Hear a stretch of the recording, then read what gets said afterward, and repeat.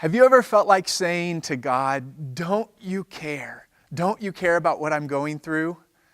Well, it's encouraging to me that actually those words come right out of Scripture. They actually come out of the Gospel of Mark. So this is Donnie bringing our weekly Bible reading devotional as we read through the Discipleship Journal's 5 by 5 by 5 Bible reading plan this year. We're starting the year in the Gospel of Mark together. And Mark is bringing us into little encounters with Jesus. Not a lot of teaching in this gospel. It's quick encounters where Jesus is doing incredible things. And so my encouragement this week as you read Mark is to enter the story. Let these encounters with Jesus become your encounters with Jesus. Here's what I mean by that. Let me give you some examples. In Mark 4, when we read about the storm on the sea, the disciples wake Jesus up. And they say to him, Lord, don't you care that we're perishing? So entering the story might look like you taking those words on your own lips, feeling, where have I felt that in my life? Don't you care, Lord? Because it seems like you're asleep in the boat, not doing anything about this. And so as you enter the story yourself, you begin to think about your own life and make it personal. Lord, don't you care about this?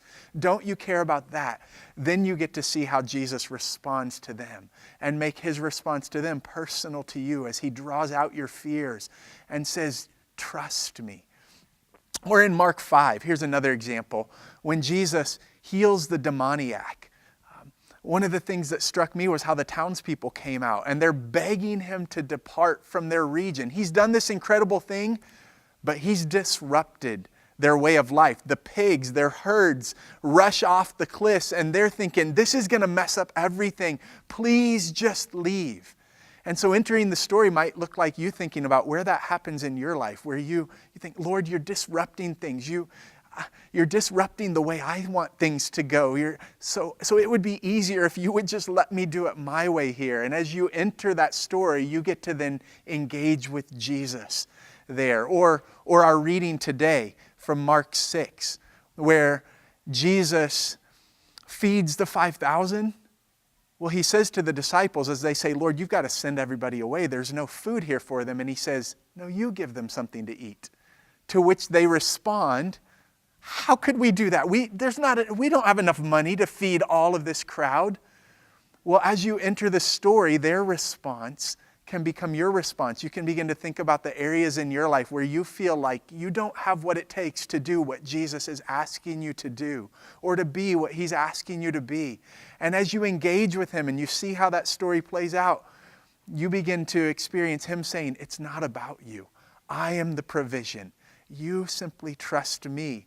And so you get to make it personal to your life. That's what entering the story means. Because the reality is Jesus isn't just at work in the pages of Scripture.